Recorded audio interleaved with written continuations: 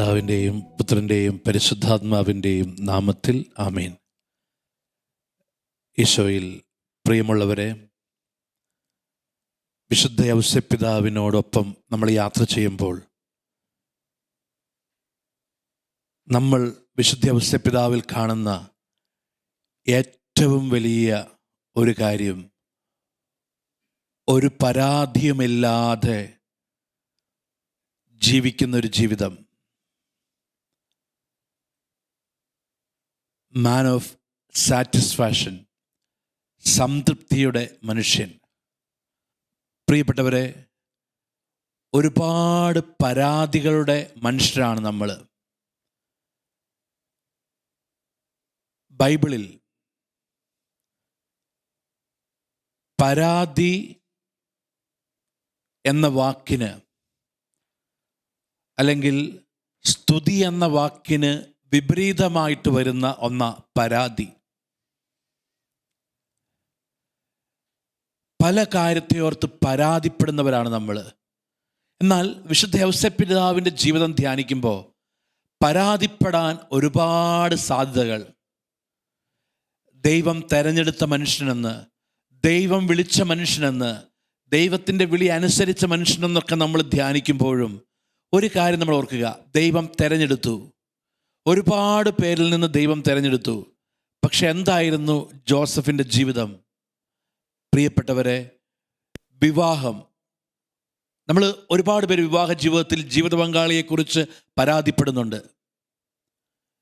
അങ്ങനെ പരാതിപ്പെടുമ്പോൾ ഓർക്കണം, ദൈവം തെരഞ്ഞെടുത്ത ജോസഫിൻ്റെ ജീവിതത്തിൽ വിവാഹം കഴിച്ചു വന്ന പെൺകുട്ടി വിവാഹത്തിന് മുമ്പ് ഗർഭിണി. പരാതിപ്പെടാൻ സാധ്യതകൾ, ഒരുപാട് പരാതികൾ. അപ്പോൾ ദൈവം പറഞ്ഞു, അവൾ ഗർഭം ധരിച്ചിരിക്കുന്ന പരിശുദ്ധാത്മാവിൽ നിന്നാണ്, അത് ദൈവത്തിൻ്റെ മകനാണ്, അത് ദൈവമാണ്. പക്ഷേ ഓർക്കുക, ഒരു സാധാരണ മനുഷ്യൻ്റെ ഒരാഗ്രഹമാണ് തൻ്റെ ഭാര്യയ്ക്ക് പ്രസവിക്കാൻ നല്ലൊരു സുരക്ഷിതമായ ഇടം കൊടുക്കുക. വളരെ വ്യക്തമായിട്ട് വചനം പറയുന്നുണ്ട്, ഇടം കിട്ടിയില്ല, ഇടം കിട്ടാതെ പോകുന്നു. എല്ലാവർക്കും ഇടം കിട്ടുമ്പോൾ ദൈവത്തിൻ്റെ പുത്രന് ഇടം കിട്ടുന്നില്ലല്ലോ എന്നൊരു ചോദ്യവും പരാതിയും ജോസഫിൻ്റെ മനസ്സിൽ വരാമായിരുന്നു. 2 വയസ്സിൽ താഴെയുള്ള കുട്ടികളെ കൊല്ലുമെന്ന് ദൈവത്തിന് സംരക്ഷിക്കാൻ പാടില്ലേ? ഈ മനുഷ്യൻ ഒരു പക്ഷേ ഏറ്റവും ദൂരമേറിയൊരു യാത്ര, ബത്ലഹേമിൽ നിന്ന് ഈജിപ്തിലേക്ക് പലായനം ചെയ്യുന്നു. വീടും പ്രിയപ്പെട്ടവരെയും വിട്ടിറങ്ങേണ്ടി വരുമ്പോഴും പരാതികൾ അവിടെ നമ്മൾ കാണുന്നില്ല. പ്രിയപ്പെട്ടവരെ, അങ്ങനെ ദൈവം തെരഞ്ഞെടുത്തുവെന്ന് പറയുമ്പോഴും ജീവിതം മുഴുവനും പ്രതികൂലത മാത്രം നേരിടുമ്പോഴും ഒരു പരാതി പോലും പറയാതെ നിശബ്ദമായി സഹിക്കുന്നു ഈ പിതാവ്. നമ്മുടെ ജീവിതത്തിൻ്റെ മുമ്പിൽ ഏറ്റവും വലിയ മാതൃക. നമ്മൾ ഒരുപാട് പേര് പരാതിപ്പെടുന്നവരാ. അല്പം സ്നേഹം നിഷേധിക്കപ്പെടുമ്പോൾ ജീവിത പങ്കാളിയെക്കുറിച്ച് പരാതി, മക്കളെക്കുറിച്ച് പരാതി. ഇന്ന് പരാതികൾ ഒഴിഞ്ഞിട്ട് നേരമില്ല. ദൈവത്തോട് പോലും നമുക്ക് പ്രാർത്ഥനയല്ല, പരാതികളാണ്. ഞാൻ പ്രാർത്ഥിച്ചിട്ട് കാര്യം നടക്കുന്നില്ല, എന്തേ ദൈവം എന്നെ കേൾക്കുന്നില്ല? പരാതികളുടെ ഒരു കൂമ്പാരത്തിൻ്റെ കീഴിലാണ് നമ്മൾ നിൽക്കുന്നത്. പ്രിയപ്പെട്ടവരെ, അപ്പോൾ വചനം എന്താണ് പറയുന്നത്?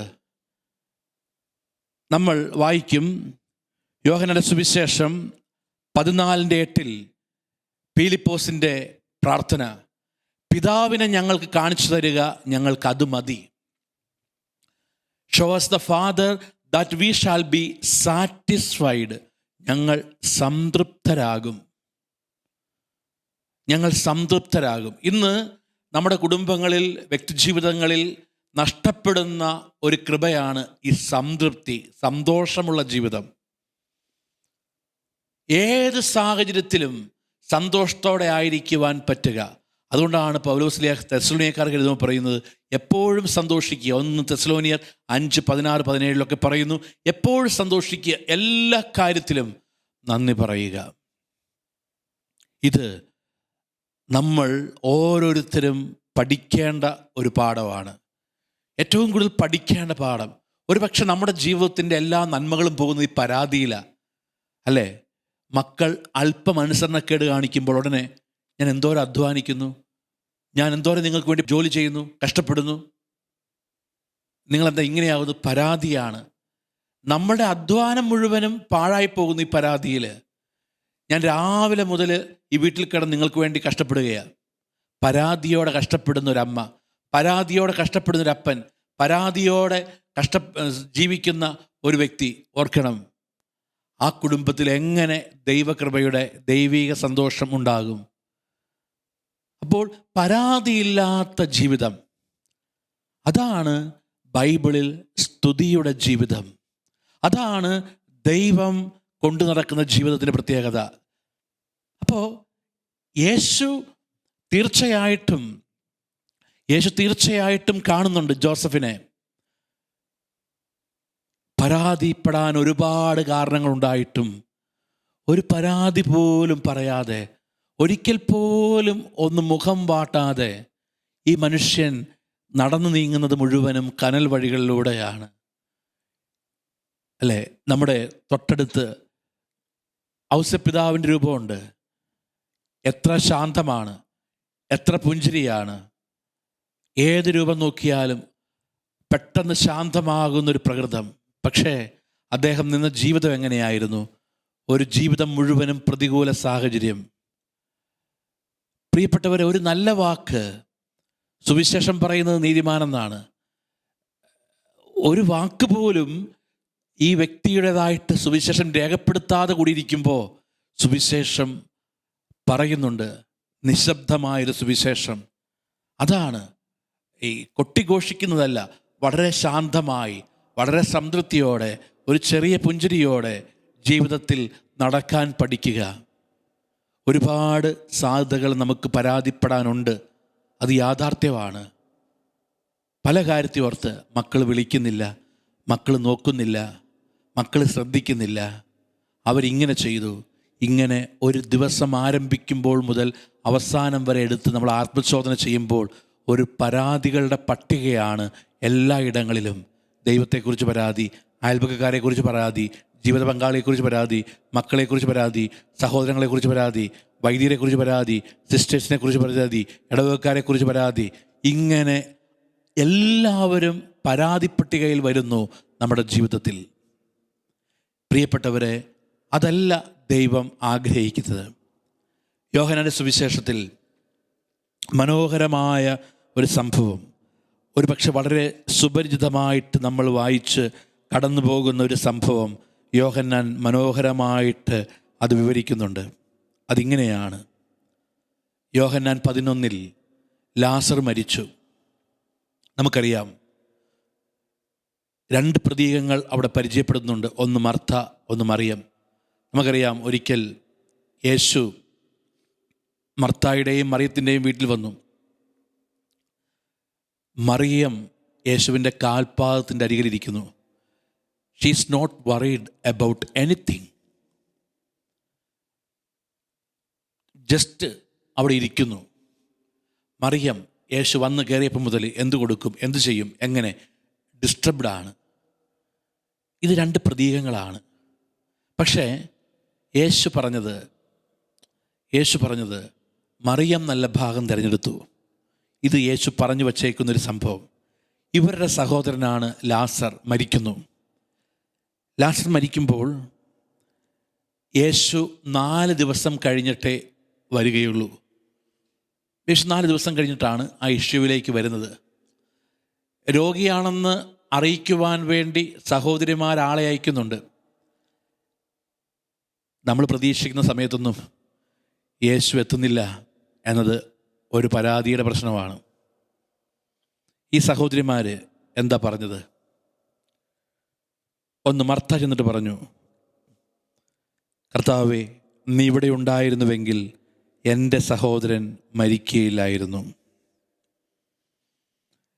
പ്രിയപ്പെട്ടവരെ, ഇത് പറഞ്ഞിട്ട് 28-ാമത്തെ വചനം, മർത്ത പോയി മറിയത്തെ വിളിച്ചുകൊണ്ട് വരുന്നു. അപ്പോൾ ഒരു വചനം യോഹന്നാൻ പറയുന്നുണ്ട്. യോഹന്നാൻ ഇവിടെ കൂടെ ഉണ്ട് എന്നുള്ളത് കൊണ്ട് യോഹന്നാന് കൃത്യമായിട്ട് പറയാൻ പറ്റും. എന്ന് വെച്ചാൽ യേശു പട്ടണത്തിനുള്ളിലേക്ക് കയറിയിട്ടില്ല. മർത്ത ചെന്ന് കൃത്യമായിട്ട് പറയുന്നു, നീ ഇവിടെ ഉണ്ടായിരുന്നെങ്കിൽ സഹോദരൻ മരിക്കില്ലായിരുന്നു. മറിയത്തെ വിളിച്ചുകൊണ്ട് വരാൻ പറയുന്നു. മറിയം വരുന്നു. മറിയം വന്നു കഴിഞ്ഞപ്പോൾ യോഹന്നാൻ പറയുന്നൊരു വചനം ശ്രദ്ധിക്കുക. യേശു അപ്പോഴും ഗ്രാമത്തിൽ പ്രവേശിച്ചിട്ടില്ലായിരുന്നു. അടുത്ത വചനം, മർത്ത കണ്ടടുത്ത് തന്നെ അവൻ നിൽക്കുകയായിരുന്നു. ഇനി മറിയം യേശുവിൻ്റെ അടുത്ത് വന്നു. അവനെ കണ്ടപ്പോൾ കാൽക്കൽ വീണ് പറഞ്ഞു, കർത്താവേ, നീ ഇവിടെ ഉണ്ടായിരുന്നുവെങ്കിൽ എൻ്റെ സഹോദരൻ മരിക്കുമായിരുന്നില്ല. പ്രിയപ്പെട്ടവരെ, അവൾ കാൽക്കൽ വീണു എന്നൊരു പ്രവൃത്തി, കാൽക്കൽ വീണു എന്ന് പറയുന്നത് അത് പരാതിയല്ല, അത് സറണ്ടറിങ് ആണ്. മറ്റത്ത് അതൊരു പരാതിയാണ്. കാൽക്കൽ വീണു അത് സ്റ്റേറ്റ്മെൻ്റാണ്, പരാതിയല്ല. കാൽക്കൽ വീണു പറയുകയാണ്, നീ ഉണ്ടായിരുന്നെങ്കിൽ. പ്രിയപ്പെട്ടവരെ, മറിയം ചെന്നത് പറയുന്നു. മർത്തായും മറിയവും പറയുന്നത് സെയിം കാര്യം. മറിയം പറഞ്ഞപ്പോൾ എന്ത് സംഭവിച്ചു? യേശു മറിയത്തോടൊപ്പം വരുന്നു. എവിടെയാണ് അവനെ അടക്കിയിരിക്കുന്നത് എന്ന് ചോദിക്കുന്നു. തീർന്നില്ല. യേശു പറയുന്നു, കല്ലുമാറ്റ്. യേശു കണ്ണീര് പൊഴിക്കുന്നു. യേശു ലാസറിനെ ഉയർപ്പിക്കുന്നു. വചനം പറയുന്നു, മർത്ത കണ്ടെടുത്ത് തന്നെ യേശു നിൽക്കുന്നു. മറിയം ചെന്ന് പറഞ്ഞപ്പോൾ യേശു ഇതെല്ലാം ചെയ്യുന്നു. ഒരു കാര്യം നമ്മൾ മനസ്സിലാക്കുക. എന്തുകൊണ്ടാണ് നമ്മുടെ പലരുടെയും പ്രാർത്ഥനയും ദൈവത്തിന് മുമ്പിലുള്ള നിൽപ്പും ദൈവം അറിയാതെ പോകുന്നത്? കാരണം നമ്മൾ പരാതികളാണ്. നമ്മുടെ പ്രേയേഴ്സ് പോലും, പ്രാർത്ഥനകൾ പോലും കംപ്ലൈൻ്റ് ആണ്. Complaint about the son, complaint about the husband, complaint about the neighbours. നമ്മൾ പരാതിപ്പെടുകയാണ്. ഈശോ, എൻ്റെ ഭർത്താവ് മദ്യപിക്കുന്നതാണ്, കർത്താവിനോട് പരാതിയാണ്. മക്കൾ പഠിക്കുന്നില്ല, പരാതിയാണ്. ഈ പരാതികളിൽ നിന്ന് നമ്മൾ മാറുക, പരാതികളിൽ നിന്ന് മാറുക. ഏത് സാഹചര്യത്തിലും സന്തോഷിക്കുവാൻ സാധിക്കുക. ഇതാണ് ഈശോ ആഗ്രഹിക്കുന്ന ഒരു കാര്യം. ഏത് സാഹചര്യത്തിലും സംതൃപ്തി, സന്തോഷം, ഒരു വലിയ ആനന്ദമുള്ള വ്യക്തിയായിട്ട് മാറുക. ഇത് പ്രധാനപ്പെട്ടൊരു കാര്യമാണ്. ഏത് സാഹചര്യത്തിലും സന്തോഷം. ഞാൻ ഒരിക്കൽ ഒരു ഇടവകയിൽ പോപ്പിൾ മിഷൻ ധ്യാനം നടക്കുകയാണ്. അപ്പോൾ 2 മാസം മുമ്പ് ആ ഇടവകയെ ഒരുക്കാനൊക്കെ പോകും. അപ്പോൾ കുടുംബ യൂണിറ്റിൻ്റെ പ്രതിനിധികൾ, ഈ കൺവെൻഷൻ്റെ ലീഡേഴ്സ് എന്നൊക്കെ പറഞ്ഞ്, ഈ ധ്യാനത്തിൻ്റെ ലീഡേഴ്സ് എന്നൊക്കെ പറഞ്ഞ് കുറച്ച് പേരെ വികാരിച്ചൻ സെലക്ട് ചെയ്യും. ഒരു വലിയ ഇടവകയായിരിക്കാം, 150 പേരുള്ള ഒരു മീറ്റിംഗ്. ഞാൻ ഈ മീറ്റിങ്ങിന് ചെല്ലുന്നു. ഞാൻ 150 പേരുടെ ഇടയിൽ ഒരു ചേച്ചി എഴുന്നേറ്റ് നിന്ന് ധ്യാനത്തിൻ്റെ കാര്യങ്ങൾ ചോദിക്കുന്നു. വളരെ ആക്റ്റീവായിട്ട് ഓടി നടക്കുന്നു. വളരെ നമ്മുടെ അടുത്ത് വരുമ്പോൾ തന്നെ ഭയങ്കര ഒരു വൈബ്, ഒരു ഭയങ്കര സന്തോഷം. അപ്പം ഞാൻ നോട്ട് ചെയ്തു. അപ്പം ഞാൻ തിരിച്ചു പോകുമ്പോൾ എൻ്റെ കൂടെയുള്ള അച്ഛൻ എന്നോട് പറഞ്ഞു, ആ ചേച്ചിയെപ്പോലെ ഒരു 10 പേരുണ്ടെങ്കിൽ ധ്യാനം സൂപ്പറാകും. ആ ചേച്ചി എന്തോരം സന്തോഷത്തോടെ ഓരോ കാര്യം പറയുന്നത്, എന്തോരം ആനന്ദം ആ ചേച്ചിയുടെ മുഖത്ത്, എന്ത് ഗ്രേസാണ് ആ ചേച്ചിയുടെ മുഖത്ത്. ഞാൻ പറഞ്ഞു, ഞാനും നോട്ട് ചെയ്തു. അപ്പോൾ 1 മാസം കഴിഞ്ഞപ്പോൾ അവിടെ ധ്യാനം തുടങ്ങി. ഭാഗ്യവശാൽ എനിക്കൊരു ഭാഗ്യം കിട്ടി. ആ ചേച്ചി ഉള്ള സെൻറ്ററിലായിരുന്നു എൻ്റെ സെൻറ്റർ. അപ്പോൾ ഞാൻ വീണ്ടും ശ്രദ്ധിച്ചു, രാവിലെയൊക്കെ ആ കുടുംബ യൂണിറ്റുകാരെ മുഴുവനും കൊണ്ടുവരുന്നു. ഭയങ്കര ആക്റ്റീവായിട്ട് ഓടി നടക്കുന്നു. എല്ലാ കാര്യങ്ങളും ഭംഗിയായിട്ട് എപ്പോഴും ചിരിച്ചുകൊണ്ട് വരുന്നു. നമുക്ക് അവരടുത്ത് വരുമ്പോൾ തന്നെ സന്തോഷം. പ്രിയപ്പെട്ടവരെ, ഞാൻ ചിന്തിച്ചു, ഒരു നല്ല ഭർത്താവ് ഇവർക്കുണ്ട്, നല്ല കുട്ടികളുണ്ട്, നല്ല കുടുംബമുണ്ട്, നല്ല ജോലിയുണ്ട്. ദൈവം എനിക്ക് ഒരവസരം കൂടി തന്നു കൂടുതൽ എടുക്കാൻ. ചൊവ്വാഴ്ച ദിവസം ഭവന സന്ദർശനത്തിന് അവരുടെ വീട്ടിൽ ചെല്ലുന്നത് ഞാനാണ്. അതേ ചിരിയോടുകൂടി വീടിൻ്റെ മുമ്പിൽ എന്നെ സ്വീകരിച്ചു. അച്ഛാ, അകത്തേക്ക് പോകാം, അച്ഛാ അകത്തേക്ക് പോകാം. അകത്ത് ചെല്ലുമ്പോൾ എൻ്റെ സകല സങ്കല്പങ്ങളും തെറ്റുകയാണ്. അവിടെ ഈ 2 കുട്ടികൾ, അവർക്ക് സംസാരിക്കാൻ അറിയില്ല, കൈകാലുകൾക്ക് ശേഷിയില്ല, മാംസപിണ്ഡം പോലെ 2 കുട്ടികൾ കിടക്കുന്നു. ഇവരുടെ മക്കളാണ്. ഇതാ എൻ്റെ മക്കൾ. ഞാൻ ഹസ്ബൻഡിനെ കുറിച്ച് ചോദിച്ചു, അച്ഛാ ഈ കുട്ടികൾ രണ്ടാമത്തതും ഇങ്ങനെ ആയപ്പോൾ പുള്ളിക്കൊന്നും അംഗീകരിക്കാൻ പറ്റിക്കാണില്ല. പുള്ളി ഞങ്ങളെ വിട്ടു പോയി. ഒരു ചെറുചിരിയോടെ അതും പറയുന്നു. ഞാനാകെ പകച്ചു നിൽക്കുകയാണ്. എന്ത് പറയണം, എങ്ങനെ ആശ്വസിപ്പിക്കണം? നമ്മളൊന്നും ആശ്വസിപ്പിക്കാൻ പറ്റുന്ന അവസ്ഥയിലല്ല. എൻ്റെ കണ്ണ് പോലും നിറയുന്നുണ്ട്. എനിക്ക് പോലും ഇത്രയും എന്തിന് ദൈവം ഇതൊക്കെ അനുവദിക്കുന്നു എന്നൊരു ചോദ്യം നമുക്കൊക്കെ ഉണ്ടാകും. നമ്മളൊക്കെ മനുഷ്യരല്ലേ. ഞാൻ ആ ചേച്ചിയോടൊപ്പം ആ വീട്ടിൽ പ്രാർത്ഥിച്ചു. അപ്പോൾ അടുത്ത വീട്ടിലൊരു മറ്റൊരു മതസ്ഥയാണ്. അവർ ഓടി വന്നു, പ്രാർത്ഥിക്കാൻ വേണ്ടി വന്നതാ. പ്രാർത്ഥിക്കാൻ വേണ്ടി വന്ന സമയത്ത് അവരെന്നോട് പറഞ്ഞു, എനിക്കൊരു മോളുണ്ട്, എൻ്റെ ഹസ്ബൻഡ് മരിച്ചു പോയതാ, എൻ്റെ മോള് പഠിപ്പിക്കാനൊരു നിവൃത്തിയുമില്ല, എൻ്റെ മോളെ പഠിപ്പിക്കുന്നത് ഇവളാണ്. എന്നിട്ട് വീടിൻ്റെ പുറകിൽ ഒരു ഷെഡുണ്ട്, അവിടെ ഒരു ചെറിയ ടൈലറിങ് യൂണിറ്റുണ്ട്. ടൈലറിങ് ഈ ചേച്ചിയാണ് അത് ലീഡ് ചെയ്യുന്നത്. എനിക്ക് സന്തോഷം തോന്നിയൊരു കാര്യം, അടുത്ത വീട്ടിലെ ഒരു പഠിക്കാൻ കഴിവുള്ളൊരു മകള് ഈ 2 കുഞ്ഞുങ്ങളുടെ പ്രാരാബ്ധങ്ങൾ നോക്കുന്നതോടൊപ്പം അടുത്ത വീട്ടിലെ ആ മകളുടെ പഠനത്തെ കൂടി സഹായിക്കുകയാണ്. ഇതൊന്നും ആർക്കും പുറത്ത് ചിലപ്പോൾ ആരും അറിയുന്നുണ്ടാകില്ല. പക്ഷേ ആ വീട്ടിൽ നിൽക്കുമ്പോൾ ഒരു കാര്യം നമുക്ക് മനസ്സിലാവും, ആ വീടിൻ്റെ ഒരു സന്തോഷമുണ്ട്, അവരുടെ മുഖത്തുള്ളൊരു ചിരിയുണ്ട്, ഒരാനന്ദമുണ്ട്. ഞാൻ ചിന്തിച്ചു, പരാതിപ്പെടാൻ എന്തോരം സാധ്യതകളാണ് ദൈവമേ, എന്തോരം പരാതിപ്പെടാനുള്ള സാധ്യതകളാണ്. നമ്മളൊക്കെ ഇവിടെ മനസ്സിലാക്കേണ്ട കാര്യം, ചെറിയൊരു അസ്വസ്ഥത വരുമ്പോൾ, ചെറിയൊരു ക്രമക്കേട് വരുമ്പോൾ, ചെറിയൊരു ഡിസോർഡർ വരുമ്പോൾ എന്തോരോ പരാതിപ്പെടുന്നത്. ഇന്ന് മാതാപിതാക്കൾക്കൊക്കെ സംഭവിക്കുന്ന വലിയ അപകടം എന്നറിയാവോ?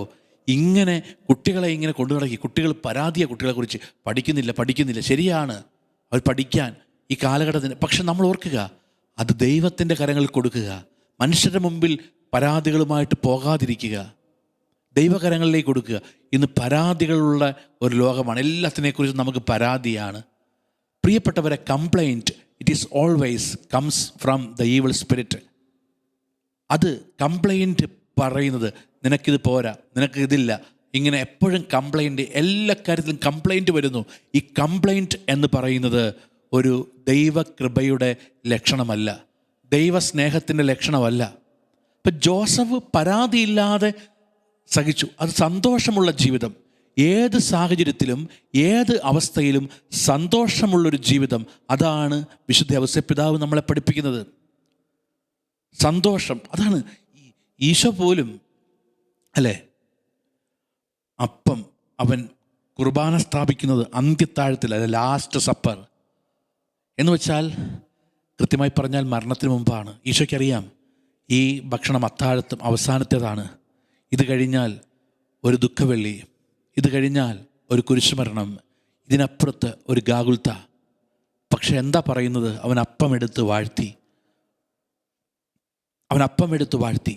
നമ്മൾ ഈ കുർബാനയുടെ മുമ്പിലൊക്കെ വരുമ്പോൾ ഒരുപാട് സങ്കടമുണ്ട് അല്ലെ. ചിലരൊക്കെ പറയുന്നത് കേൾക്കാൻ പാടില്ലേ, അച്ഛാ ആ കുർബാനയാണ് ഞങ്ങളെ നിർത്തുന്നത്, ആ കുർബാനയാണ് ഞങ്ങളുടെ ശക്തി. സത്യമാണ്, അത്രയും ചങ്ക് തകരുന്ന അനുഭവത്തോടു കൂടിയാണ് ഒരു ബലിക്ക് വരുന്നത്.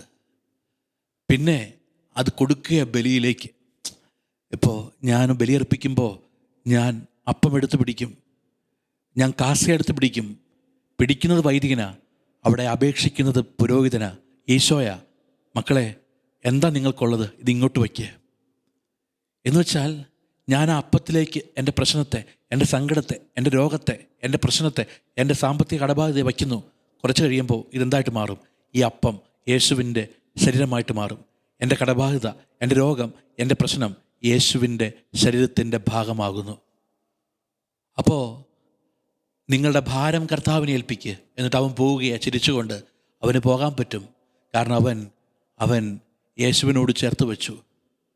ഔസേപ്പിതാവ് ഇത്ര നിശബ്ദമാകുന്നതും സന്തോഷിക്കുന്നതും എന്ത് കാര്യവും ദൈവത്തോട് ചേർത്ത് വെച്ചു. അത് ദൈവത്തിൻ്റേതാണെന്ന് പറഞ്ഞു. അപ്പോൾ ഇത് പ്രധാനപ്പെട്ട കാര്യം. എപ്പോഴും സന്തോഷത്തോടെ ആയിരിക്കുക, എപ്പോഴും സംതൃപ്തിയോടെ ആയിരിക്കുക. നമ്മൾ ഈ തുടർന്നു വരുന്ന ആരാധനയിൽ പ്രാർത്ഥിക്കേണ്ടത് അങ്ങനെയാണ്. പിതാവിനെ ഞങ്ങൾക്ക് കാണിച്ചു തരിക. എല്ലാ പ്രതിസന്ധികളിലും എല്ലാ നിമിഷങ്ങളിലും ഞങ്ങൾക്കൊറ്റയ്ക്കല്ല, ഞങ്ങളുടെ കൂടെ പിതാവായ ദൈവമുണ്ട്. ഞങ്ങൾ ദൈവസ്നേഹത്തിൻ്റെ കീഴിലാണ്. എപ്പോഴും സന്തോഷിക്കുവാൻ, എപ്പോഴും ആനന്ദിക്കുവാൻ, സംതൃപ്തിയോടെ ആയിരിക്കുവാൻ കൃപ നൽകണമേ. ഔസേപ്പിതാവ് വഴി നമുക്ക് ഈശോയോട് പ്രാർത്ഥിക്കാം. നമ്മളെ സംതൃപ്തിയുള്ളവരായിട്ട്, സന്തോഷമുള്ളവരായിട്ട് മാറ്റുവാൻ ദൈവം കനിയട്ടെ. ആമേൻ.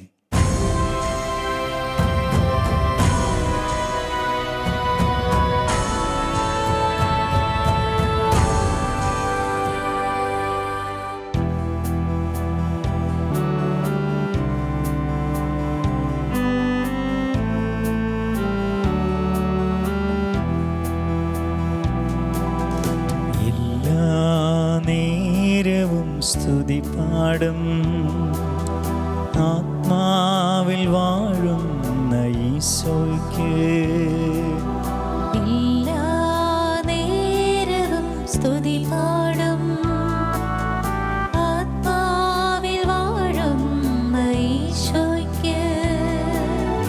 അൾത്താരയിൽ വരും തിരുനാഥന് അപ്പമായി തീരും ഗുരുനാഥന്. അൾത്താരയിൽ വരും തിരുനാഥന് അപ്പമായി തീരുന്ന ഗുരുനാഥന്. ആരാധനയുടെ പൊൻചിറകിൽ ആത്മാവിലലിഞ്ഞു ഞാൻ പറന്നുയരും. മാലാഖമാർ ചേർന്നു പാടും ഹല്ലേലൂയാ ഹല്ലേലൂയാ. ആരാധനയുടെ പൊൻചിറകിൽ ആത്മാവിലലിഞ്ഞു ഞാൻ പറന്നുയരും. മാലാഖമാർ ചേർന്നു പാടും ഹല്ലേലൂയാ ഹല്ലേലൂയാ. ആരാധനയുടെ പൊൻചിറകിൽ ആത്മാവിലലിഞ്ഞു ഞാൻ പറന്നുയരും. മാലാഖമാർ ചേർന്നു പാടും ഹല്ലേലൂയാ ഹല്ലേലൂയാ ഹല്ലേലൂയാ ഹല്ലേലൂയാ.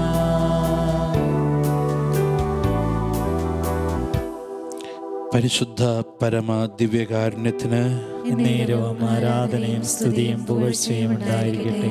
പരിശുദ്ധ പരമ ദിവ്യകാരുണ്യത്തിന് നേരവും ആരാധനയും സ്തുതിയും പുകഴ്ചയും ഉണ്ടായിരിക്കട്ടെ. പരിശുദ്ധ പരമ ദിവ്യകാരുണ്യത്തിന് നേരവും ആരാധനയും സ്തുതിയും പുകഴ്ചയും ഉണ്ടായിരിക്കട്ടെ. ഈശോയിൽ പ്രിയപ്പെട്ടവരെ,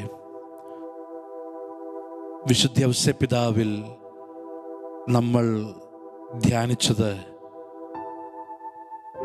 പരാതികളില്ലാത്ത ഒരു ജീവിതത്തെയാണ്. ഒരു പരാതിയും ഈ മനുഷ്യൻ പറയുന്നില്ല. നമ്മളിന്ന് ഒരുപാട് പരാതികളുടെ ലോകത്താണ്. എല്ലാവരോടും ദൈവത്തോട് പോലും നമുക്ക് പരാതിയാണ്.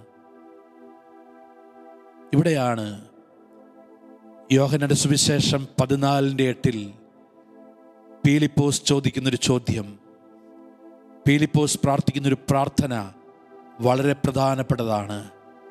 Show us the Father that we shall be satisfied. പിതാവിനെ കാണിച്ചു തന്നാൽ മതി, ഞങ്ങൾ സംതൃപ്തരാകും. പിതാവിനെ ഞങ്ങൾക്ക് കാണിച്ചു തരിക, ഞങ്ങൾ സംതൃപ്തരാകും. നമ്മൾ ഒരുപാട് അനുഗ്രഹങ്ങൾ സ്വീകരിക്കുന്നുണ്ട്. Still we are not satisfied. ഇവിടെയാണ് പീലിപ്പോസ് പറയുന്നത്, പിതാവിനെ കാണിച്ചു തരിക, ഞങ്ങൾ സംതൃപ്തരാകും. പ്രിയപ്പെട്ടവരെ, ബൈബിളിൽ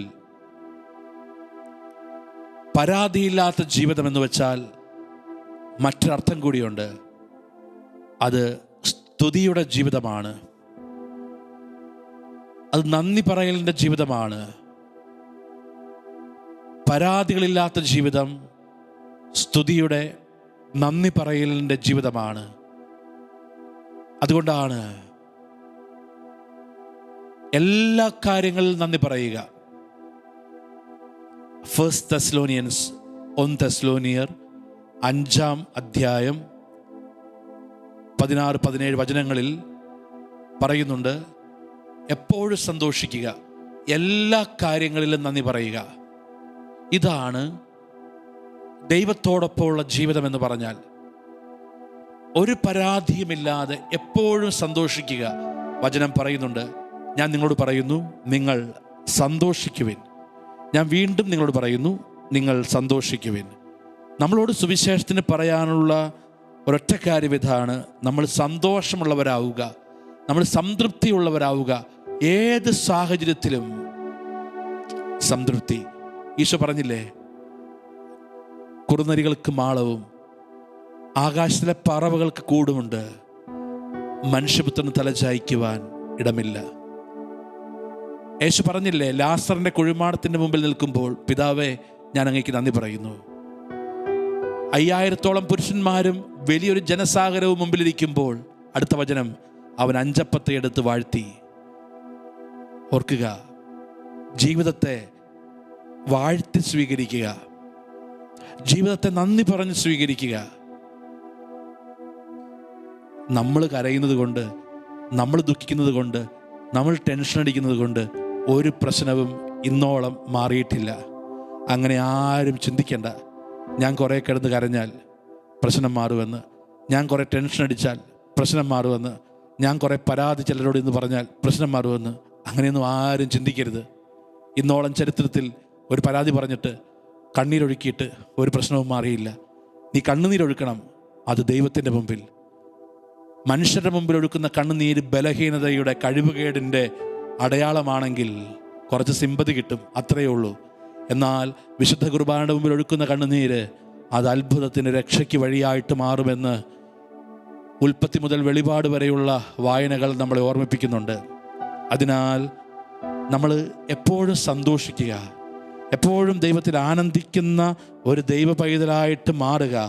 അതാണ് സുവിശേഷം നമ്മളോട് പറഞ്ഞു തരുന്ന ഏറ്റവും പ്രധാനപ്പെട്ട ഒരു കാര്യം. അതാണ് സങ്കീർത്തനം 147:1, കർത്താവിനെ സ്തുതിക്കുവിൻ, നമ്മുടെ ദൈവത്തിന് സ്തുതി പാടുന്നത് എത്ര ഉചിതം. കാരുണ്യവാനായ അവിടത്തേക്ക് സ്തുതി പാടുന്നത് ഉചിതം തന്നെ. കർത്താവ് ജെറുസലേമിനെ പണിതുയർത്തുന്നു, ഇസ്രായേലിനെ ചിതറിപ്പോയവരെ അവിടുന്ന് ഒരുമിച്ച് കൂട്ടുന്നു. ഹൃദയം തകർന്നവരെ സൗഖ്യപ്പെടുത്തുകയും അവരുടെ മുറിവുകൾ വച്ചുകെട്ടുകയും ചെയ്യുന്നു. ഹൃദയം തകർന്നവരോട്, ചിതറിപ്പോയവരോട് എന്താണ് സങ്കീർത്തകൻ പറഞ്ഞത്? ശ്രദ്ധിക്കുക. ഹൃദയം തകർന്നു നിൽക്കുന്നവരോട്, ഹൃദയത്തിൽ മുറിവുള്ളവരോട്, ചങ്ക് തകർന്നു നിൽക്കുന്നവരോട്, ജീവിതം ചെതറിപ്പോയവരോട്, ജീവിതം കയ്യിൽ നിന്ന് വിട്ടുപോയവരോട് സങ്കീർത്തകൻ പറഞ്ഞൊരു കാര്യമുണ്ട്. മക്കളെ, കർത്താവിനെ സ്തുതിക്കുന്നതാണ് ഉചിതം, കർത്താവിനെ സ്തുതിക്കുന്നതാണ് ഉചിതം. എത്ര കൃത്യമായിട്ടാണ് സങ്കീർത്തകൻ അത് പറഞ്ഞു തരുന്നത്. 147:1 സങ്കീർത്തകൻ പറയുകയാണ്, കർത്താവിനെ സ്തുതിക്കുന്നതാണ് ഉചിതം എന്ന് പറയുമ്പോൾ നമ്മൾ ചിന്തിക്കുന്നു അടുത്ത വചനങ്ങളിൽ പറയാൻ പോകുന്നത് അനുഗ്രഹമാണെന്ന്, അടുത്ത വചനങ്ങളിൽ പറയാൻ പോകുന്നത് കിട്ടിയ നേട്ടങ്ങളാണെന്ന്. എന്നാൽ പറയുന്നു, ചിതറിപ്പോയവരെ അവിടുന്ന് ഒരുമിച്ച് കൂട്ടുന്നു, ഹൃദയം തകർന്നവരെ അവിടുന്ന് സുഖപ്പെടുത്തുന്നു. എന്ന് വെച്ചാൽ പ്രിയപ്പെട്ടവരെ, എല്ലാ തകർച്ചയിലും, എല്ലാ സങ്കടങ്ങളിലും, എല്ലാ പ്രശ്നങ്ങളിലും ദൈവത്തെ സ്തുതിക്കാൻ, സന്തോഷത്തോടെ ആയിരിക്കുവാൻ വചനം നമ്മളെ ഓർമ്മിപ്പിക്കുന്നു. ഒരു നിമിഷം നമുക്ക് കരങ്ങൾ ഉയർത്താം. കരങ്ങൾ ഉയർത്തി, ഈശോയെ, ഒരുപാട് പ്രശ്നത്തിലാണ് ഞാൻ, ഒരുപാട് സങ്കടങ്ങൾ എൻ്റെ ഉള്ളിലുണ്ട്. എല്ലാ സങ്കടങ്ങളുടെയും, എല്ലാ പ്രതിസന്ധികളുടെയും, എല്ലാ പ്രശ്നങ്ങളുടെയും, എല്ലാ പ്രതികൂല സാഹചര്യങ്ങളുടെയും മുമ്പിൽ നിന്നുകൊണ്ട് കർത്താവെ, ഞാൻ അങ്ങയെ സ്തുതിക്കുന്നു, കർത്താവെ, ഞാൻ അങ്ങയെ ആരാധിക്കുന്നു, കർത്താവെ, ഞാൻ അങ്ങയെ മഹത്വപ്പെടുത്തുന്നു. നമുക്ക് സ്തുതിച്ച് പ്രാർത്ഥിക്കാം. Hallelujah, hallelujah. യേശുവേ നന്ദി. Hallelujah, hallelujah, hallelujah. യേശുവേ ആരാധന, ആരാധന, ആരാധന. യേശുവേ മഹത്വം മഹത്വം. യേശുവേ ഞങ്ങൾ അങ്ങേ ആരാധിക്കുന്നു, സ്തുതിക്കുന്നു. യേശുവേ കരുണയായിരിക്കണമേ. Hallelujah hallelujah hallelujah hallelujah hallelujah. യേശുവേ യേശുവേ ആരാധന ആരാധന ആരാധന ആരാധന ആരാധന ആരാധന. യേശുവേ ആരാധന.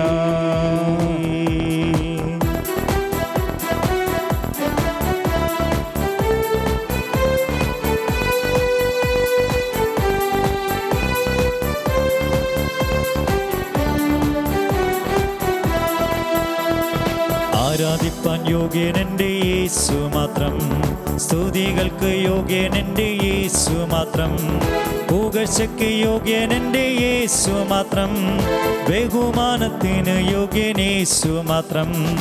ആരാധിപ്പാൻ യോഗ്യനെൻ്റെ യേശു മാത്രം, പുകഴ്ചയ്ക്ക് യോഗ്യനെൻ്റെ യേശു മാത്രം, പുകഴ്ചയ്ക്ക് യോഗ്യനെൻ്റെ യേശു മാത്രം, ബഹുമാനത്തിനു യോഗ്യനേശു മാത്രം. ഈ ആരാധന എൻ്റെ വിടുതലാണേ, ഈ ആരാധന എൻ്റെ ആനന്ദമാണേ, ഈ ആരാധന എൻ്റെ സൗഖ്യമാണേ, ഈ ആരാധന എൻ്റെ സന്തോഷമാണേ, ഈ ആരാധന എൻ്റെ വിടുതലാണേ, ഈ ആരാധന എൻ്റെ ആനന്ദമാണേ, ഈ ആരാധന എൻ്റെ സൗഖ്യമാണേ, ഈ ആരാധന എൻ്റെ സന്തോഷമാണേ.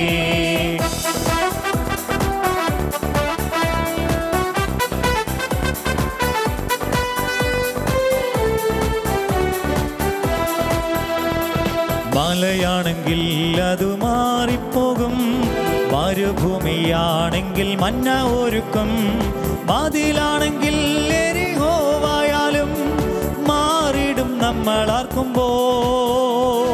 മലയാണെങ്കിൽ അത് മാറിപ്പോകും, മരുഭൂമിയാണെങ്കിൽ മന്ന ഒരുക്കും, മതിലാണെങ്കിൽ എരിഹോവായാലും മാറിടും നമ്മൾ ആർക്കുമ്പോൾ. ഈ ആരാധന എൻ്റെ വിടുതലാണേ, ഈ ആരാധന എൻ്റെ ആനന്ദമാണേ, ഈ ആരാധന എൻ്റെ സൗഖ്യമാണേ, ഈ ആരാധന എൻ്റെ സന്തോഷമാണേ, ഈ ആരാധന എൻ്റെ വിടുതലാണേ, ഈ ആരാധന എൻ്റെ ആനന്ദമാണേ, ഈ ആരാധന എൻ്റെ സൗഖ്യമാണേ, ഈ ആരാധന എൻ്റെ സന്തോഷമാണേ.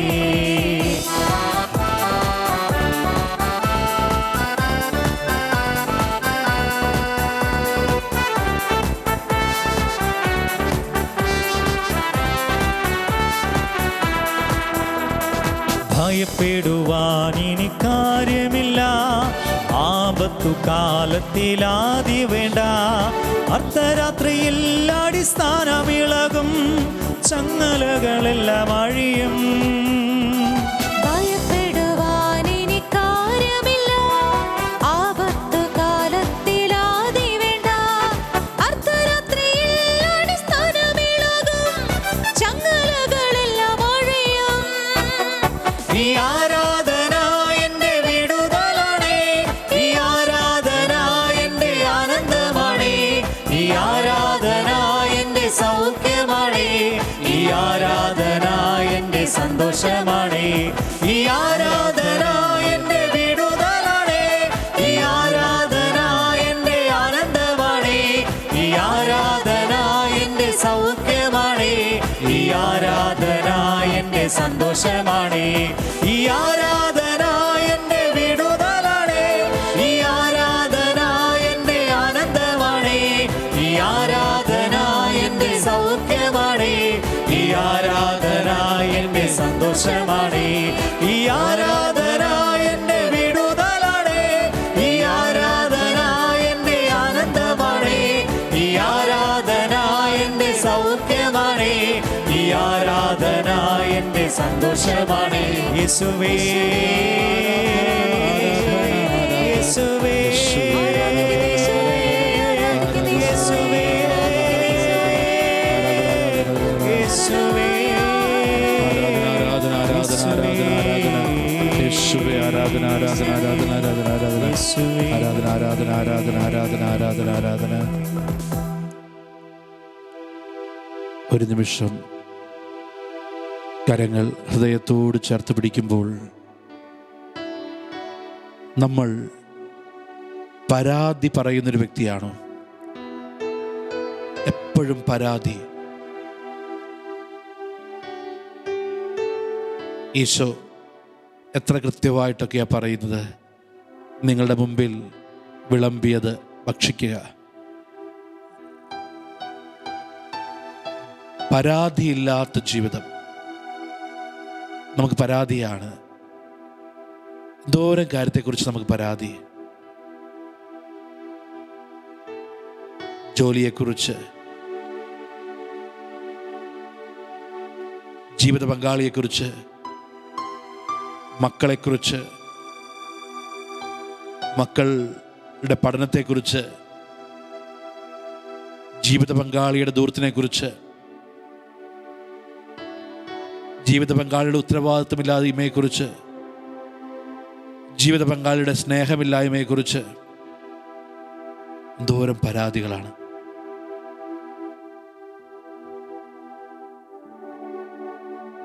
ഒരിക്കലും നമുക്ക് പരാതികൾ മാറുന്നില്ല.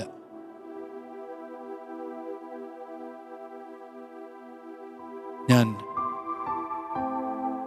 അച്ഛനാകുന്നതിനൊക്കെ മുമ്പ് ഡീക്കനായിരിക്കുമ്പോൾ, ഡീക്കനായി ആ സമയം തൊട്ട് 8 വർഷത്തോളം ഞാൻ പോട്ട ആശ്രമത്തിലായിരുന്നു.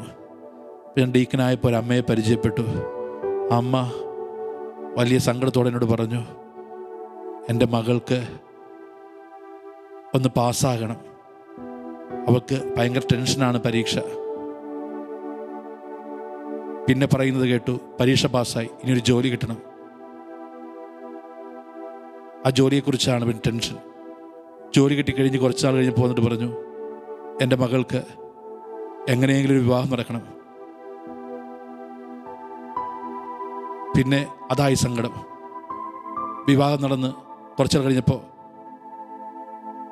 വന്ന് പറഞ്ഞു, അച്ഛാ 1.5 വർഷമായി വിവാഹം കഴിഞ്ഞിട്ട് ഒരു കുട്ടി ഉണ്ടാകുന്നില്ല. കുറച്ചാൾ കേട്ടു, കുട്ടിയുണ്ടായി. ഇന്നാൾ കണ്ടപ്പോൾ പറഞ്ഞു, അച്ഛാ ആ കുട്ടി പറഞ്ഞാൽ അനുസരിക്കുന്നില്ല. എന്തോരം കാര്യങ്ങൾ ജീവിതത്തിൽ നടന്നു. ഇപ്പോഴും പരാതികളാണ്. നമ്മളങ്ങനെയാണ്. നമ്മൾ പരാതികളുടെ ഒരു ലോകത്താണ്. നമ്മൾ ധ്യാനിച്ച് കുറച്ച് മുമ്പ് ലാസർ മരിച്ചു. യേശു വരുമ്പോൾ മർത്ത ഓടിച്ചെന്നിട്ട് പറഞ്ഞു, കർത്താവേ, നീ ഇവിടെ ഉണ്ടായിരുന്നുവെങ്കിൽ എൻ്റെ സഹോദരൻ മരിക്കില്ലായിരുന്നു. യേശു ഒന്നും മിണ്ടിയില്ല, അവിടെ തന്നെ നിന്നു. യേശു മറിയത്തെ വിളിക്കാൻ പറഞ്ഞു. മറിയം വന്നു. മറിയം പറഞ്ഞു, കർത്താവേ, നീ ഇവിടെ ഉണ്ടായിരുന്നുവെങ്കിൽ എൻ്റെ സഹോദരൻ മരിക്കില്ലായിരുന്നു. മർത്ത പറഞ്ഞതും മറിയം പറഞ്ഞതും സെയിം കാര്യം. മർത്തയുടെയും മറിയത്തിൻ്റെയും പ്രാർത്ഥന സെയിം ആയിരുന്നു. പക്ഷേ അടുത്ത വചനം ശ്രദ്ധിക്കണം. യേശു മർത്ത കണ്ടെടുത്ത് തന്നെ നിൽക്കുകയായിരുന്നു. മറിയം ഇത്രയൊക്കെ വന്ന് പറഞ്ഞിട്ടും യേശുവിന് ഒരു അനക്കവുമില്ല. അതേ കാര്യം മറിയം വന്ന് പറഞ്ഞു. യേശുവിന് എന്ത് സംഭവിച്ചു? ശ്രദ്ധിക്കുക. യേശു മറിയത്തോടൊപ്പം നടന്നു, കല്ലറയുടെ മുമ്പിൽ വന്നു, ചോദിച്ചു, അവൻ എവിടെ അടക്കിയിരിക്കുന്നത്? കല്ലറയുടെ മുമ്പിൽ വന്നു. യേശു കണ്ണീര് പൊഴിച്ചു. മറിയം ചെന്ന് പറഞ്ഞപ്പോൾ യേശു അവളുടെ കൂടെ നടക്കുന്നു. എവിടെയാണ് അടക്കിയിരിക്കുന്നതെന്ന് ചോദിക്കുന്നു, കണ്ണീരൊഴുക്കുന്നു, ലാസറിനെ ഉയർപ്പിക്കുന്നു. ഇതേ കാര്യം മർത്ത പറഞ്ഞിട്ട് യേശുവിന് അനക്കമില്ല. ഇതാണ് ചിലർ പ്രാർത്ഥിക്കുമ്പോൾ യേശുവിന് ഒരു അനക്കവും ഇല്ല. എന്നാൽ ചിലർ പ്രാർത്ഥിക്കാൻ തുടങ്ങുമ്പോൾ യേശുവിൻ്റെ കണ്ണ് നിറയാൻ തുടങ്ങുന്നു. യേശു എഴുന്നേറ്റ് നടക്കാൻ തുടങ്ങുന്നു. യേശു സംസാരിക്കാൻ തുടങ്ങുന്നു.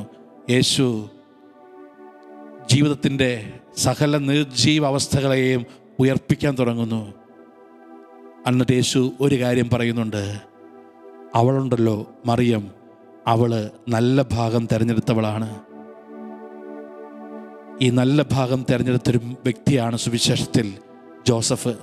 ഒരു പരാതി പോലും ഇല്ലാത്തൊരു വ്യക്തി. ഭാര്യയെക്കുറിച്ച് പറയാം, ഇഷ്ടം പോലെ പരാതിയുണ്ട്. പരാതികളുടെ കൂമ്പാരം പറയാനുണ്ട്. ദൈവത്തെക്കുറിച്ച് പരാതി പറയാം. ദൈവത്തിൻ്റെ കുഞ്ഞായിട്ട് ഒരിടം പോലും പ്രസവിക്കാൻ കിട്ടുന്നില്ല, ഒരു കുതിരയെപ്പോലും കിട്ടുന്നില്ല, കഴുതപ്പുറത്താണ് യാത്ര. എന്തോരം പരാതികൾ പറയാൻ സാധ്യതയുണ്ടായിരുന്നൊരു ജീവിതം ഒരു പരാതി പോലും പറയാതെ നിശബ്ദമായിട്ട് നിൽക്കുമ്പോൾ യേശു അറിയാതെ പറയുന്നുണ്ട്, എൻ്റെ വളർത്തുപിതാവാണ്, എൻ്റെ ഈ അപ്പനാണ്, ഈ സ്വർഗീയ പിതാവ് എനിക്കടുത്ത് നൽകിയ ഈ വളർത്തുപിതാവാണ് സുവിശേഷത്തിലെ ഏറ്റവും സംതൃപ്തിയുള്ള മനുഷ്യൻ. ഈ മനുഷ്യനാണ് ആരാധനയുടെ മനുഷ്യൻ.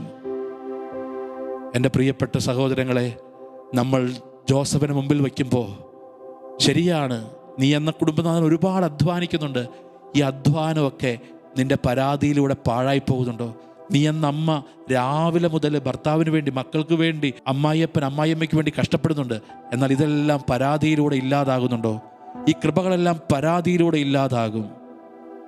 നീ ഒരുപാട് നിൻ്റെ ഇടവക ദേവാലയത്തിന് വേണ്ടി വികാരി എന്ന നിലയിൽ കഷ്ടപ്പെടുന്നുണ്ട്. നീ ഒരുപാട് സ്കൂളിലും ഹോസ്പിറ്റലുമായിട്ട് നിൻ്റെ സമർപ്പിത ജീവിതത്തിൽ ഒരുപാട് ദൈവജനത്തിന് വേണ്ടി കഷ്ടപ്പെടുന്നുണ്ട്. എങ്കിൽ നീ പരാതിയിലാണ് നീ കടന്നുറങ്ങുന്നതെങ്കിൽ ഇതെല്ലാം വ്യർത്ഥമാവുകയാണ്, ഇതെല്ലാം പാഴാവുകയാണ്. ശരിയാണ്, രാവിലെ മുതൽ എഴുന്നേൽക്കുമ്പോൾ മുതൽ മക്കളെ, ഭാര്യയെ, കുടുംബമേ എന്നൊരൊറ്റ ചിന്തയേ ഉള്ളൂ. പറമ്പിൽ പണിയെടുക്കുമ്പോഴും കൃഷി ചെയ്യുമ്പോഴും ഒരു വെള്ളം പോലും കുടിക്കാതെ ഒരു രൂപ മാറ്റിവെക്കുമ്പോഴും നിൻ്റെ ചിന്ത മുഴുവനും നിൻ്റെ കുടുംബത്തിലും മക്കളിലുമാണ്. വിദേശത്ത് മണലാരണ്യത്തിൽ കിടന്ന് കഷ്ടപ്പെടുമ്പോഴും, ഒരു ചെറിയ മുറിക്കുള്ളിൽ 10-12 പേരോടൊപ്പം അടുങ്ങിക്കിടക്കുമ്പോഴും നിൻ്റെ ചിന്ത നാട്ടിലുള്ള മക്കളും കുടുംബവുമാണ്.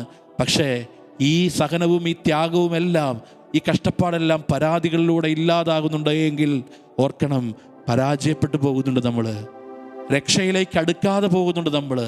പരാതികളില്ലാതെ ജീവിക്കാൻ, യേശുവേ, ഏത് സാഹചര്യത്തിലും സംതൃപ്തിയോടെ ജീവിക്കാൻ, ഏത് സാഹചര്യത്തിലും ദൈവത്തെ സ്തുതിച്ച് പ്രാർത്ഥിക്കാൻ ഞങ്ങളെ ഇനിയും നീ പഠിപ്പിക്കണേ യേശുവേ. അതാണ് ഞങ്ങളുടെ പ്രാർത്ഥന. നമുക്ക് കരങ്ങൾ ഹൃദയത്തോട് ചേർക്കാം. കരങ്ങൾ ഹൃദയത്തോട് ചേർക്കുമ്പോൾ ഒരൊറ്റ കാര്യത്തിന് വേണ്ടി പ്രാർത്ഥിക്കാനാണ് പറയുന്നത്. ജീവിതത്തിൻ്റെ ഏത് സാഹചര്യങ്ങളെയും വാഴ്ത്തി സ്വീകരിക്കുവാൻ, ജീവിതത്തിൻ്റെ ഏത് സാഹചര്യങ്ങളെയും സ്തുതിയോടെ സ്വീകരിക്കുവാൻ യേശുവേ ഞങ്ങളെ പഠിപ്പിക്കണമേ. നമുക്ക് പ്രാർത്ഥിക്കാം. പ്രാർത്ഥിക്കാൻ എന്നെ പഠിപ്പിക്കണമീശോ, പ്രാർത്ഥന വരമെന്നിൽ നൽകണമേശോ. പ്രാർത്ഥിക്കാൻ എന്നെ പഠിപ്പിക്കണമീശോ, പ്രാർത്ഥന വരമെന്നിൽ നൽകണമേശോ. പ്രാർത്ഥിക്കാൻ എന്നെ പഠിപ്പിക്കണമീശോ, പ്രാർത്ഥന വരമെന്നിൽ നൽകണമേശോ. നമുക്ക് കരങ്ങൾ ഉയർത്താം. ഒരുപാട് പ്രതിസന്ധിയിലൂടെ ഈശോയെ ഞാൻ എൻ്റെ കുടുംബം കടന്നു പോകുന്നു, ഒരുപാട് വേദനയിലൂടെ ഞങ്ങൾ കടന്നു പോകുന്നു. യേശുവേ, അതിലെല്ലാം നിന്ന് ഞങ്ങൾ നിന്നെ ആരാധിക്കുന്നു. നമുക്ക് ഈശോയെ സ്തുതിച്ച് പ്രാർത്ഥിക്കാം. Hallelujah, hallelujah, hallelujah. യേശുവേ ആരാധന, ഹല്ലേലൂയ, ഹല്ലേലൂയ. യേശുവേ ആരാധന, ഹല്ലേലൂയ, ഹല്ലേലൂയ, ഹല്ലേലൂയ, ഹല്ലേലൂയ. യേശുവേ ആരാധന, ഹല്ലേലൂയ, ഹല്ലേലൂയ, ഹല്ലേലൂയ, ഹല്ലേലൂയ. യേശുവേ ആരാധന, യേശുവേ ആരാധന. Hallelujah, hallelujah, hallelujah, hallelujah, hallelujah. യേശുവേ, അങ്ങേ സ്തുതിച്ചിടുവാൻ വരമേകണമേശോ, അങ്ങേ വണങ്ങിടുവാൻ കൃപയേകണമേശോ. അങ്ങേ സ്തുതിച്ചിടുവാൻ കൃപയേകണമേശോ, അങ്ങേ വണങ്ങിടുവാൻ വരമേകണമേശോ. അങ്ങേ സ്തുതിച്ചിടുവാൻ വരമേകണമേശോ, അങ്ങേ വണങ്ങിടുവാൻ വരമേകണമേശോ. പരിശുദ്ധ പരമ ദിവ്യകാരുണ്യത്തിന് എന്നേരവും ആരാധനയും സ്തുതിയും പുകഴ്ചയും ഉണ്ടായിരിക്കട്ടെ. പരിശുദ്ധ പരമ ദിവ്യകാരുണ്യത്തിന് എന്നേരവും ആരാധനയും സ്തുതിയും പുകഴ്ചയും ഉണ്ടായിരിക്കട്ടെ. പരിശുദ്ധ പരമ ദിവ്യകാരുണ്യത്തിന് എന്നേരവും ആരാധനയും സ്തുതിയും പുകഴ്ചയും ഉണ്ടായിരിക്കട്ടെ. വിശുദ്ധ യൗസേപ്പിതാവിനോടുള്ള സമർപ്പണ പ്രാർത്ഥന നമുക്ക് നമ്മുടെ കുടുംബങ്ങളെയും കുടുംബത്തിൻ്റെ പ്രാർത്ഥനകളെയും വിശുദ്ധ ഔസേപ്പിതാവിന് സമർപ്പിച്ച് തുടർന്നു വരുന്ന പ്രാർത്ഥനയോട് ചേർന്ന് നമുക്ക് പ്രാർത്ഥിക്കാം. പിതാവായ ദൈവത്തിൻ്റെ വിശ്വസ്ത പുത്രനും ദൈവകുമാരനെ വളർത്തുവാൻ ഭരമേൽപ്പിക്കപ്പെട്ടവനുമായ വിശുദ്ധ യൗസേപ്പിതാവേ, ദൈവസ്നേഹവും വിശുദ്ധിയും കരുണയും നിറഞ്ഞുനിന്ന അങ്ങയെയാണല്ലോ തിരുക്കുടുംബത്തിൻ്റെ പരിപാലകനായി ദൈവം നിശ്ചയിച്ചത്. വിശുദ്ധ യൗസേപ്പിതാവേ, ഞങ്ങളും ദൈവസ്നേഹത്തിലും വിശുദ്ധിയിലും കരുണയിലും വളരുവാൻ ഞങ്ങൾക്കായി പ്രാർത്ഥിക്കണമേ. ഓരോ നിമിഷവും ദൈവഹിതം അന്വേഷിക്കുകയും ദൈവഹിതത്തിന് വിധേയപ്പെടുകയും ചെയ്ത വിശുദ്ധ യൗസേപ്പിതാവേ, അനുദിന ജീവിതത്തിൽ ദൈവഹിതം അന്വേഷിക്കുവാൻ, അതിന് വിധേയപ്പെടുവാൻ ഞങ്ങളെ സഹായിക്കണമേ. വിശുദ്ധ യൗസേപ്പിതാവേ, ഞങ്ങളുടെ കുടുംബങ്ങളുടെ എല്ലാ നിയോഗങ്ങളും പ്രാർത്ഥനകളും അങ്ങ് വഴി ഈശോയ്ക്ക് ഞങ്ങൾ സമർപ്പിക്കുന്നു. അങ്ങയുടെ അപേക്ഷകൾ ഒരിക്കലും ഉപേക്ഷിക്കാത്ത ഈശോയിൽ നിന്ന് ഈ അനുഗ്രഹങ്ങൾ ഞങ്ങൾക്ക് വാങ്ങിത്തരണമേ. ആമേൻ.